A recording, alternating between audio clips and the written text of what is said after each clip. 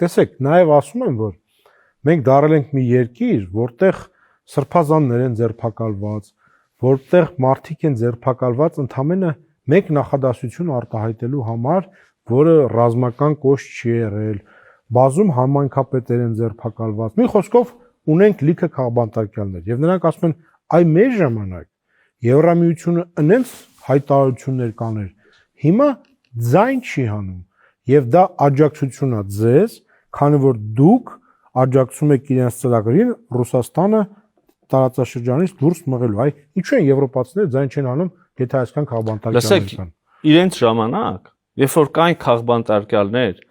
երբ որ կային հալածանքներ քաղաքական հայացքների համար, երբ որ մարդ էին սպանում փողոցում քաղաքական հայացքների համար, լավ կլիներ, որ այդ արձագանքները հենց այդպես համարժեք է լինեին։ Հիմա, երբ որ ասում եք սրբազաններ են ձերբակալված, գիտեք, իմ համար որպես Հայաստանի Հանրապետության կառավարության անդամի, այս կոնտեքստում չկա սրբազան, չկա դիրիժոր, չկա նկարիչ, չկա պետական պաշտոնյա, կա մի բան։ Բոլորի հավասարությունը օրենքի առաջ։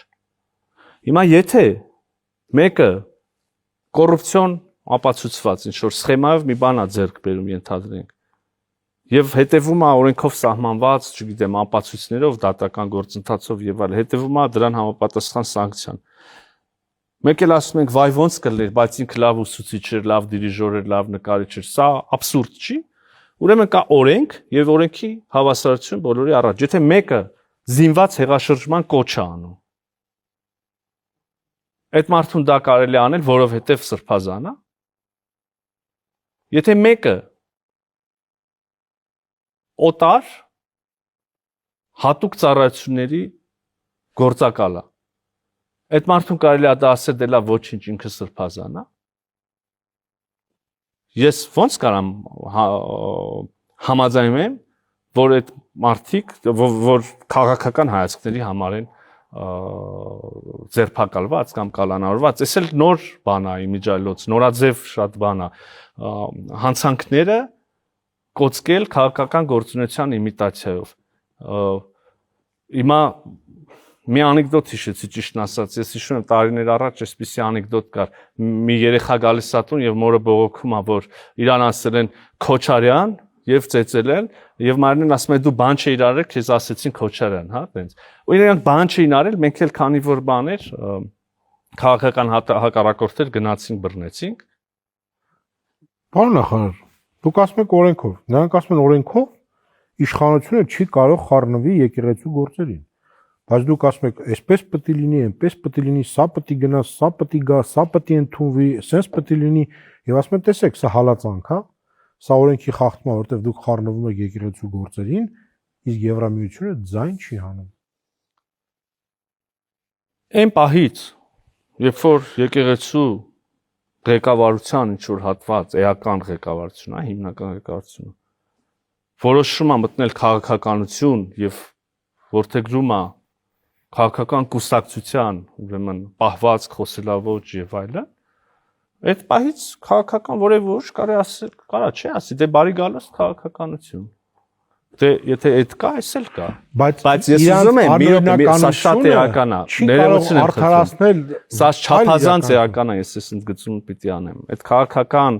ուրեմն քննադատությունները փոխադարձ քաղաքական բանավեճ իրահերթին, ես ուզում եմ որ հանգարց չմտածենք, թե այս կտորը նսեմացնում է նախորդ ասածս, այսինքն քաղաքականը քաղաքական, լավ, բանավիճենք եւ այլն,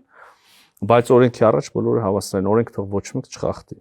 Այս մի կողմ, ուզում ես քաղաքական եղի, ուզում ես հոգեվորական եղի, ուզում ես մշակութային եղի, ուզում ես գրական գեղարվեստական եղի, Հայաստանի Հանրապետությունում կա օրենքի եւ իրավունքի գերակայություն, օրենքի առաջ բոլորը հավասար են։ Ինչքան մեր իրավապահները հասցնում են եւ կարողանում են հետաքննել, դատարանում ապացույցներ բերել եւ այլն, այդքան պետք է այդ գործընթացները իրականանան։ Այ ընդդիմությունը շատ է հեգնում այն բառը, որ մենք ժողովրդավարության բաստիոն ենք դարել, բայց ահա այսքան քաղբանտարկյալ կա։ Նախ բաստիոն բառի մասին ես ուզում եմ ասել, որ այդ տերմինի այդ համեմատության հեղինակը ես եմ 2018 թվականի քաղաքացիական պայմանագիր կուսակցության համաժողովում եմ սա ասել եւ ուզում եմ ասել որ էլի սխալ են հասկանում ժողովրդավարության բաստիոնը ժողովրդավարության միջնաբերդը չի ամենաժողովրդավարը չի այնտեղը չի որտեղ բոլոր հարցերը ժողովրդավարության հետ կապված լուծված են ինստիտուտները կայացած են եւ այլն բաստիոնը դա այն բայրն է որտեղ սովորաբար տեղի են ունենում այս կամ այն հարցով մարտերը, հա, դա ավելի շատ առաջնագծի նույնական չի, բայց ավելի շատ ավան պոստի իմաստ ունի եւ հիմա որևէ մեկը չի կարող շղթել, որ ժողովրդավարության համար գործընթացներ են հանուն ժողովրդավարության դեմ ուրեմն գործընթացներ են տեղի ունենում եւ Հայաստանում եւ Հայաստանի շուրջ տեղի ունեցող գործընթացները նաեւ այս ասպեկտը ունեն իսկ քաղբանտարկյալներ Հայաստանի Հանրապետությունում նորից եմ ասում չկան եւ այդ հարցը միանշանակ ունի այս պատասխանը Շատ է վերադառնանք էլի արտաքին քաղաքական օրակարգ վերջին շրջանում դաժե նույնիսկ կարելի ասել որ մոդա է դարել մենք ռազմավարական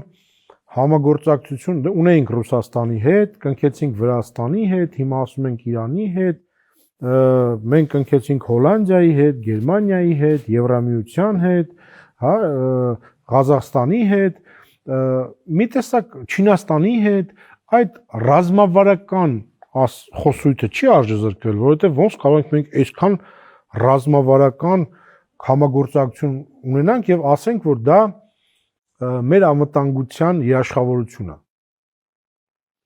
Ես չեմ հիշում, որ մենք ասած լինենք, որ դա մեր անվտանգության երաշխավորությունն է։ Թե դա հարց է։ Այո, մենք ունեցել ենք արդեն մի քանի գործընկերների հետ մակարդակի բարձրացում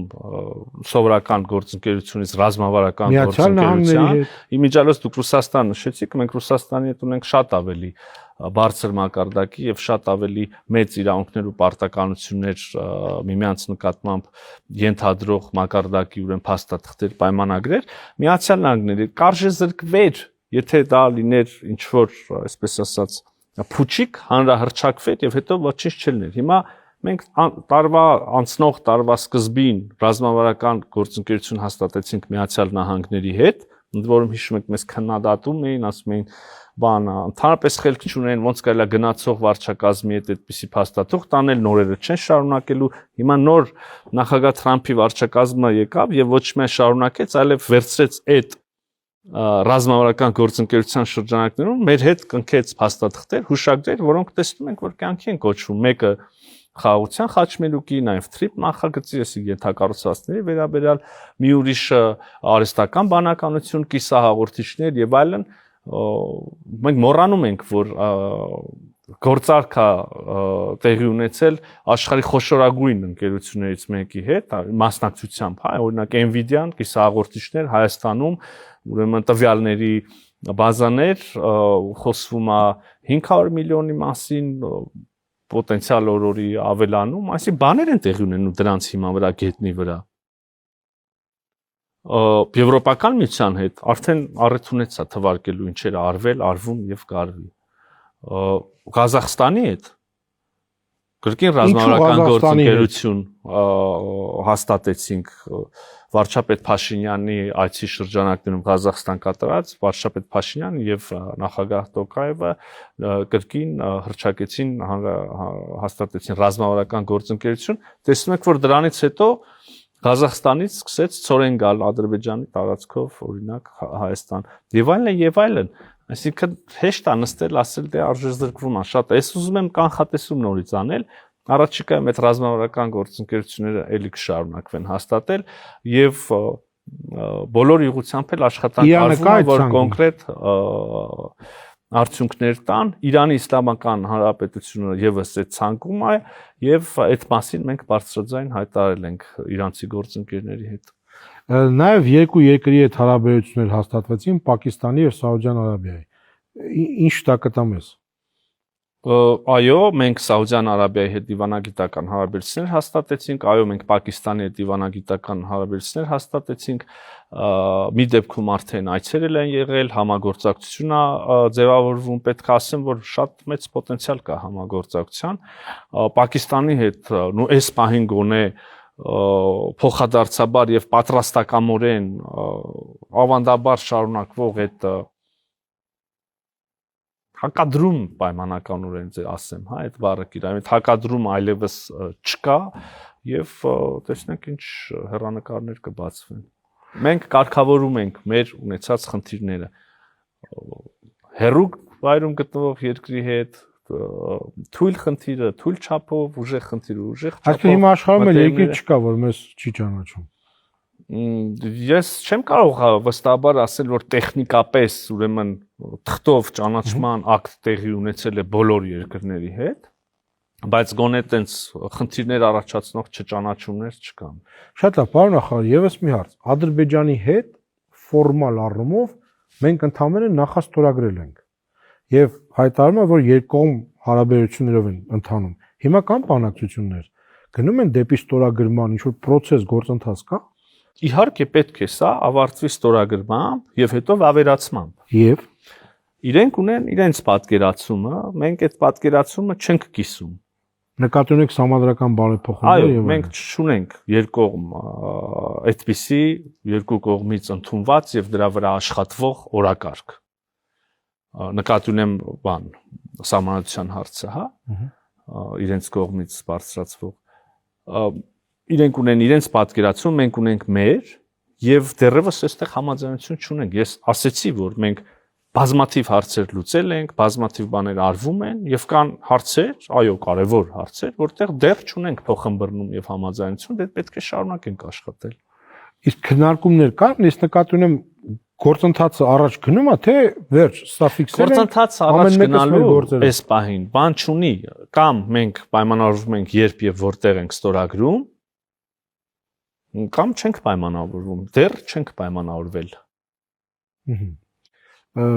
Եվ այսինքն տեքստը հիշում եք դեռ մարտին համաձայնեցված է, դե օգոստոսին նախաստորագրվել է, սրա վրա այլևս աշխատանք չկա անելու, էլի։ Եկող տարվա դուք մի քանի բան անոնս արեցիք, հա, Եվրամիության լիդերներն են գալու եւ այլ խոշոր բաներ դուք ասցիք, կա, ես կխնդրեմ բացել, հա, եկող տարի ինչ ունենք, որ տենց ավարտենք եթերը։ Ես կարծում եմ, որ մեզ մինչ այժմ մեր կողմից հանրահռչակված ուղղություններով էական ձեռքբերումներ կարող են սպասվել նոր տարում, այսինքն առանց անակնկալների, հա, գիտենք ինչի մասին ենք խոսում։ Աշխատանք բավականաչափ արվել է, արդյունքներ որոշակիորեն եղել են եւ կշարունակի սա այսինքն 26-ը շոշափելի արդյունքների տարի։ Վստահ եմ, որ այո, ես ուզում եմ էլի առիթից օգտվեմ եւ ասեմ, որ եւ կոչ անեմ մարդկանց ուղղակի չտրվել մանիպուլյացիաներին, երբեմն դրանք ուղղակի շատ անհեթեթ մանիպուլյացիաներ եւ ստեր, երբեմն մի քիչ ավելի լավ փաթեթավորված քողարկված, բայց նորից ուզում եմ մարդկանց ասել, որ մեր ժողովրդին ասել, որ մեր գործերը նորմալ են եւ ամեն ինչ լավ է լինելու, խնդիրները լուծվելու են եւ Հայաստանը անցնում է եւ անցել է արդեն զարգացման օրակարգ եւ զարգացման դարաշրջան։